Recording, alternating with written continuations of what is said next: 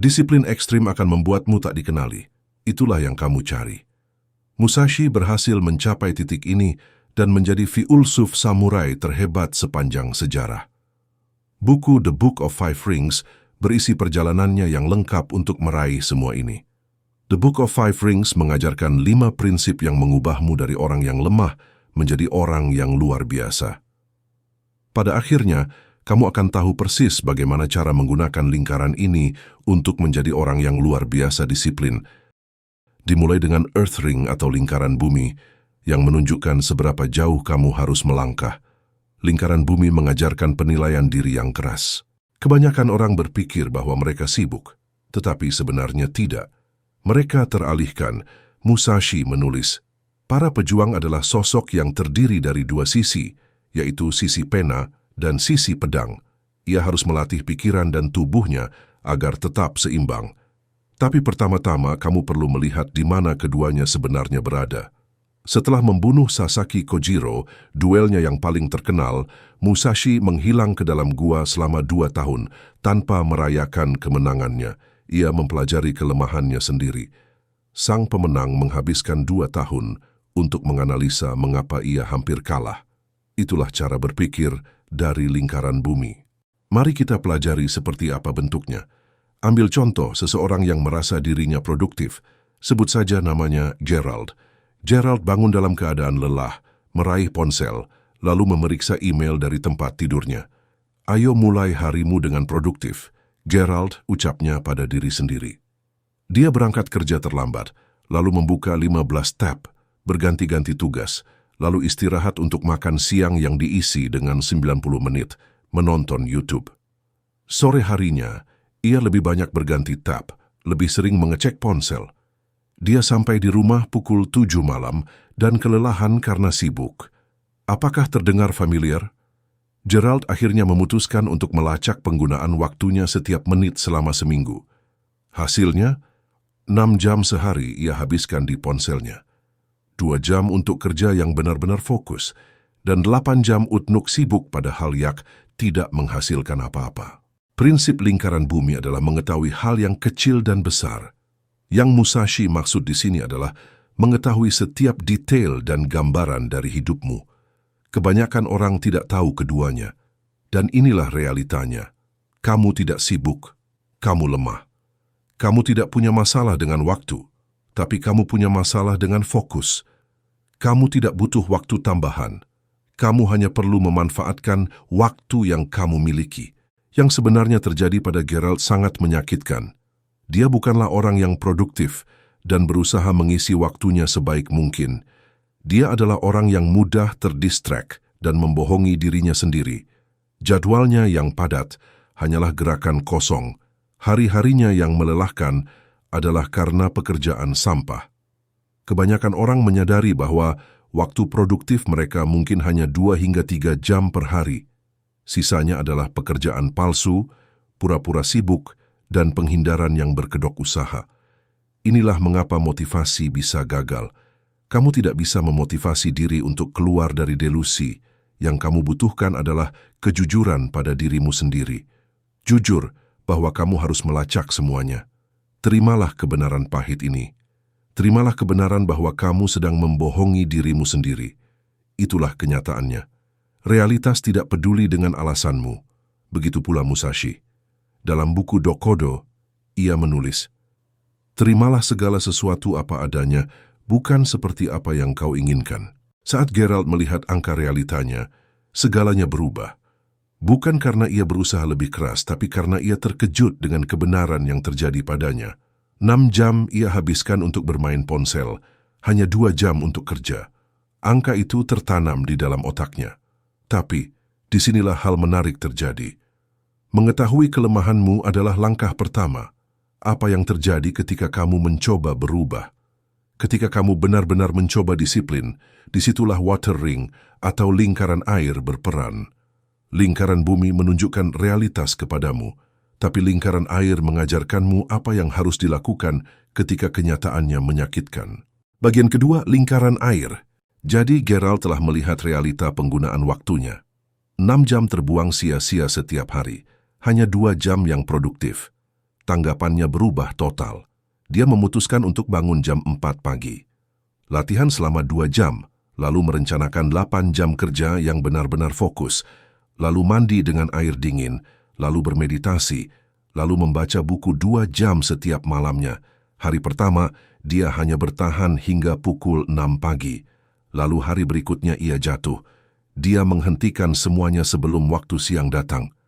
Disinilah lingkaran air menyelamatkanmu. Musashi menulis, air akan mengikuti bentuk wadahnya. Orang-orang berpikir bahwa ini artinya fleksibel, namun itu salah. Ini artinya adalah berhenti melawan kenyataan dengan pikiran fantasimu. Inilah yang tak seorang pun ceritakan tentang awal karir Musashi. Ia tak pernah menggunakan senjata yang sama sebanyak 2 kali dalam 20 duel pertamanya. Ia menggunakan edang, tombak, tongkat kayu, tangan kosong. Kenapa? Karena dia belajar bahwa rencana yang kaku akan tak sesuai kenyataan. Kesalahan Geralt bersifat universal.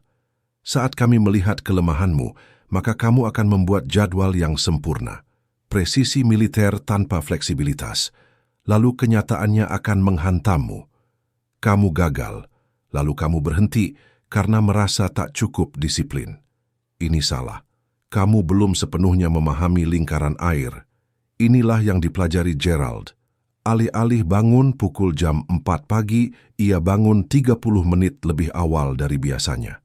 Alih-alih latihan selama 2 jam, ia melakukan 10 push-up setiap hari. Alih-alih latihan intensif selama 8 jam, ia mulai melakukannya dengan 25 menit untuk fokus, lalu beristirahat. Menyedihkan. Itulah yang dipikirkan Geralt. Hingga minggu kedua ketika dia melihat bahwa ia telah melakukan 70 push-up dalam 175 menit. Ia menyadari bahwa telah bekerja dengan fokus tanpa gagal 1 kali pun. Prinsip air adalah mengalir di sekitar rintangan atau batu, bukan dengan menabraknya. Kamu tidak bisa melakukan 100 push-up, maka lakukan 10 kali. Kamu tidak bisa membaca 1 bab buku, maka bacalah 1 halaman. Kamu tidak bisa bermeditasi selama 20 menit, maka lakukan 2 menit dulu. Kamu pikir kamu berbeda. Kamu pikir kamu bisa melewatkan dasar-dasarnya. Bahkan Musashi pun memulai pertarungannya dengan pedang kayu. Dia menghabiskan waktu bertahun-tahun dengan melakukan tebasan dasar sebelum akhirnya duel sungguhan untuk pertama kalinya. Inilah jeniusnya strategis Musashi. Ia menulis, dalam menyusun strategi, buatlah musuhmu berpikir bahwa kamu sedang jauh padahal sebenarnya kamu dekat. Lalu terapkan pada disiplin. Buatlah tugas itu berpikir bahwa ia bisa mengalahkanmu padahal kamu sebenarnya sudah menang. Otakmu mengharapkanmu untuk berhenti dari gym setelah 10 menit, maka lanjutkan hingga 11 menit.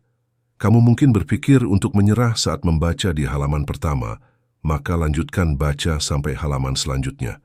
Setiap kemenangan kecil akan membentuk kembali identitasmu. Kamu akan menjadi seseorang yang pantang menyerah. Pada titik ini, Geralt menemukan sesuatu yang penting. Ia menemukan bahwa disiplin bukan tentang upaya heroik, tapi tentang adaptasi yang konsisten. Ketika 10 push-up terasa mudah, ia melakukannya menjadi 15 kali. Ketika 25 menit terasa singkat, ia melakukannya menjadi 30 menit. Air tidak menghancurkan batu secara paksa. Air mengikisnya dengan kegigihan dan secara pelan. Kebiasaanmu juga sama. Tekanan kecil yang konsisten akan selalu mengalahkan upaya dramatis. Pada minggu keempat, Geralt sudah bisa bangun pukul 5 pagi secara alami. Dia berolahraga 45 menit setiap hari. Menyelesaikan 4 jam latihan secara fokus, bukan karena ia memaksakannya, tapi karena ia terbiasa dengan ritme itu. Namun disinilah semuanya mulai berbeda. Begitu kamu mulai melihat kemajuan, begitu kamu mulai membangun momentum, maka musuh baru akan muncul. Musuh yang telah menghancurkan banyak prajurit dibanding lawan eksternal lain. Lingkaran api akan datang saat kamu mulai menang. Bagian ketiga, lingkaran api. Minggu keempat, Geralt menunjukkan banyak kemajuan. Dia bangun pukul 5 pagi, dilanjut dengan berolahraga setiap hari. Lalu dia melihat seseorang melakukan bench press yang 2 kali dari berat badannya. Seseorang yang lebih muda, namun berhasil mencapai aset jutaan dolar. Seseorang yang sudah berlari maraton dan bangga dengan latihan 45 menitnya. Kekesalan mulai datang. Gerald berpikir, aku menyedihkan. Lihat betapa jauhnya diriku tertinggal. Apa gunanya? Akhirnya dia melewatkan latihan berikutnya, lalu latihan berikutnya. Lingkaran kebiasaan buruk pun dimulai. Disinilah lingkaran api akan mengubah segalanya. Dalam buku The Book of Five Rings, Musashi menulis tentang api dan sifatnya. Bagaimana api menyebar, menghanguskan, dan bertransformasi. Kebanyakan orang membiarkan amarah menghanguskan mereka, tapi para pejuang menggunakannya untuk membentuk diri mereka sendiri. Musashi mempelajari hal ini sejak ia muda. Ayahnya meninggal saat ia berusia 7 tahun. Alih-alih menjadi murung, ia mengubah amarahnya menjadi rutinitas. 14 jam latihan setiap hari, bukan karena amarah, melainkan untuk melawan amarahnya.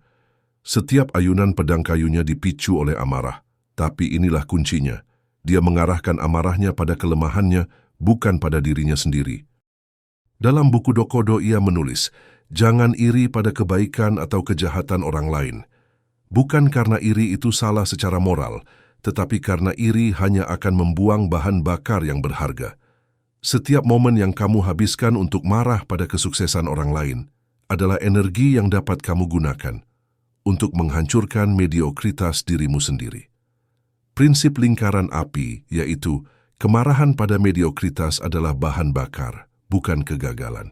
Perubahan Gerald terjadi dalam sekejap. Saat ia melihat ke cermin, ia merasa jijik dengan kemajuannya dan hampir berkata, "Aku menyedihkan." Lalu ia tersadar dan mengatakan pada dirinya sendiri, "Aku menolak untuk terlihat menyedihkan." Emosi yang sama, tapi target yang berbeda. Lalu semuanya berubah. Bisikan itu mungkin berkata kepadamu, "Kamu tidak cukup baik."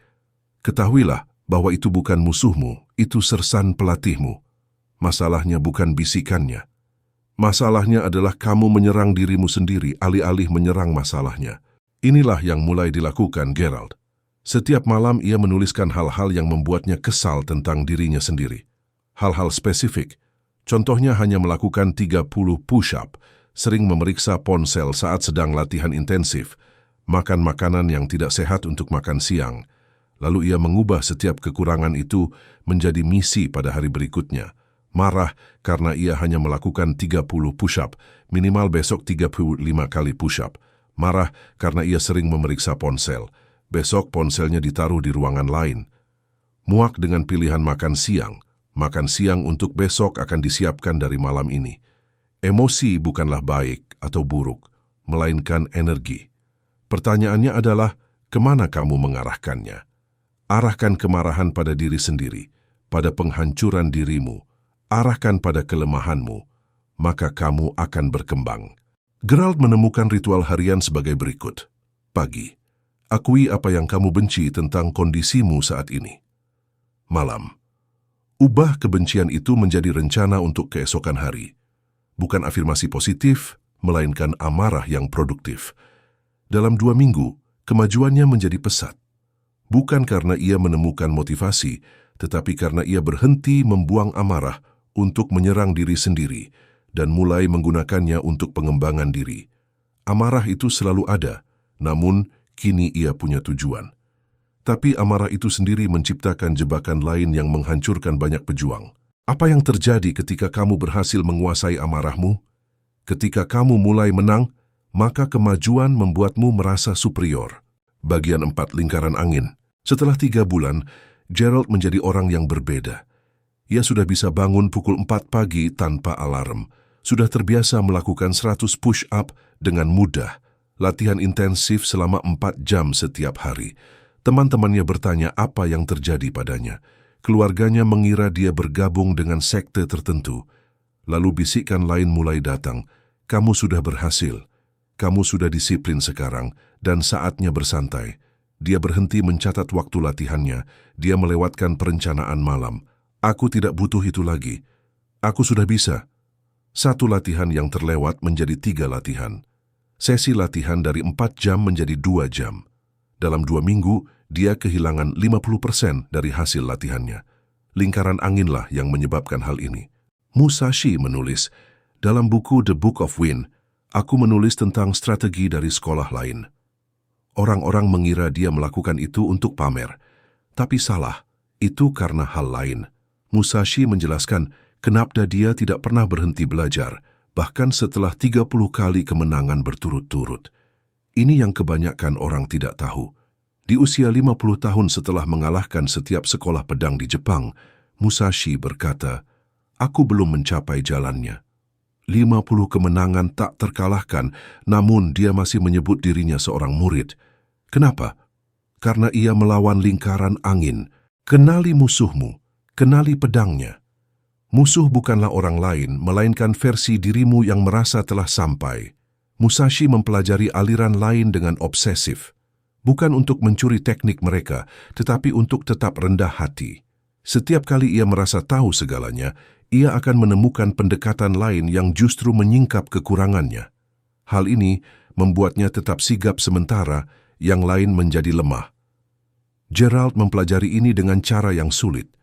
Saat ia berhenti mencatat kebiasaannya, maka saat itulah ia mulai jatuh. Bukan karena mencatat memiliki kekuatan magis, tetapi karena dengan mencatat, maka itu akan membuatmu tetap jujur. Saat kamu berpikir bahwa kamu tidak membutuhkan sistem, maka kamu sudah kalah. Inilah realita yang menyakitkan. Musashi setelah 60 kemenangannya, ia berkata, "Aku seorang pelajar. Tapi kamu setelah 60 hari, aku sudah bisa." Dia tetap lapar setelah puluhan tahun, tapi kamu merasa nyaman setelah berminggu-minggu. Lingkaran angin mengungkapkan sesuatu yang lebih dalam. Setiap tingkat disiplin memiliki tantangannya sendiri. Tantangan sang pemula adalah memulai. Tantangan yang sudah di pertengahan adalah konsistensi. Tantangan yang sudah mahir adalah tidak percaya bahwa dirinya sudah mahir. Gerald menerapkan aturan baru. Setiap bulan, ia mempelajari orang lain yang lebih baik darinya. Kamu juga sama, temukan seseorang yang membuatmu merasa bahwa disiplinmu terlihat lemah. Lalu pelajari metode mereka. Hadirkan perasaan tidak mampu lagi. Gunakan ketidaknyamanan itu sebagai petunjuk yang mengarahkanmu ke arah pertumbuhan. Inilah mengapa Musashi menulis tentang sekolah-sekolah lain. Bukan untuk mengejek mereka, tetapi untuk mengingatkan dirinya sendiri bahwa ia adalah salah satu dari sekian banyak murid. Agar rasa ingin tahu tetap ada, agar tetap menjadi murid, agar tidak pernah membiarkan penguasaan menjadi kesombongan. Tetapi, mengetahui bahwa kamu harus tetap rendah hati dan benar-benar tetap rendah hati pada saat menang, itu yang berbeda. Inilah yang membawa kita ke lingkaran terakhir, lingkaran yang kebanyakan orang tidak pernah capai. Lingkaran yang menjelaskan mengapa para pejuang sejati terlihat begitu berbeda dari orang lain. Bagian kelima, lingkaran void. Pertempuran sehari-hari tak pernah berakhir. Setelah 6 bulan, Gerald menyadari ada yang berbeda. Bukan secara fisik, tapi dalam artian eksistensi. Ia menyadari sesuatu yang hampir menghancurkannya.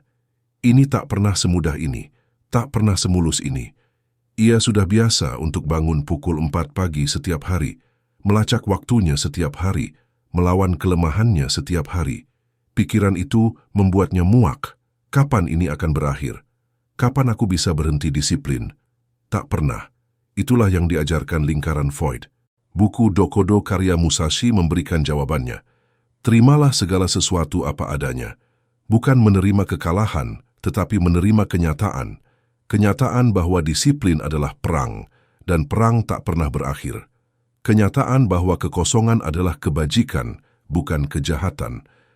Kenyataan bahwa kekosongan adalah ruang di mana perjuangan menjadi natural, di mana kesulitan menjadi normal, di mana disiplin berhenti menjadi sesuatu yang kamu lakukan dan menjadi seseorang yang kamu inginkan. Inilah yang menghancurkan banyak orang.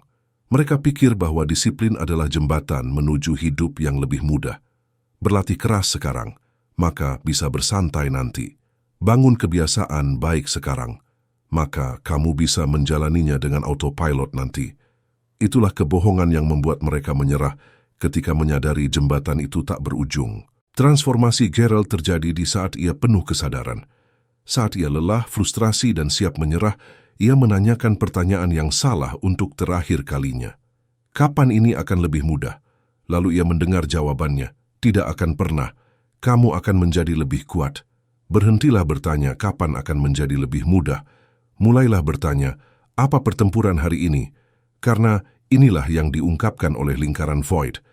Kamu tidak mencapai titik di mana disiplin menjadi mudah, tapi kamu menjadi seseorang yang melakukan hal-hal sulit secara otomatis. Bukan karena mudah, tetapi karena itulah yang kamu lakukan. Musashi melukis setiap hari bukan untuk menjadi pelukis, melainkan karena para pejuang lain juga melukis. Maka, ia memutuskan untuk juga berlatih kaligrafi. Ia menulis bukan untuk menjadi penulis, melainkan karena para pejuang juga menulis. Aktivitas bukanlah intinya, melainkan latihannya. Gerald akhirnya mengerti. Fungsi mencatat, melakukan latihan, bangun di waktu pagi buta, itu semua bukanlah langkah menuju tempat lain. Itu semua adalah tujuannya. Latihan yang abadi adalah cara hidup yang membedakan antara para pejuang dengan orang lain. Kehampaan itu tidak kosong. Kehampaan itu penuh dengan penerimaan.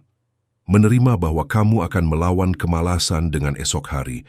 Menerima bahwa kamu akan melacak penggunaan waktumu setiap hari. Menerima bahwa perang melawan mediokritas tidak akan pernah berakhir. Namun inilah paradoksnya. Ketika kamu menerima perjuangan abadi, maka itu bukan lagi sebuah perjuangan. Itu akan menjadi sifatmu. Sama seperti bernapas, kamu tidak berjuang untuk bernapas, tapi kamu bernafas secara alami. Disiplin juga sama. Setiap lingkaran dibangun di atas lingkaran sebelumnya. Bumi menunjukkan di mana kamu berada. Air membuatmu bergerak, api mempercepat kemajuanmu. Angin membuatmu tetap rendah hati, kehampaan membuatmu abadi. Gerald tak lagi bertanya tentang akhir, ia bertanya tentang permulaan. Pertempuran apa yang akan dimulai hari ini? Kelemahan apa yang akan kuserang hari ini? Pertumbuhan apa yang akan terjadi hari ini? Karena dalam kehampaan, kamu akan menyadari sesuatu yang indah. Perjuangan bukanlah harga dari disiplin, tapi perjuangan adalah disiplin itu sendiri. Perang abadi bukanlah apa yang kamu tanggung untuk menjadi orang yang disiplin, melainkan apa yang membuatmu disiplin di setiap hari dan selamanya. Dan memang seharusnya begitu. Lingkaran-lingkaran ini sudah menunggumu. Pertanyaannya, apakah kamu sudah siap untuk menghadapinya?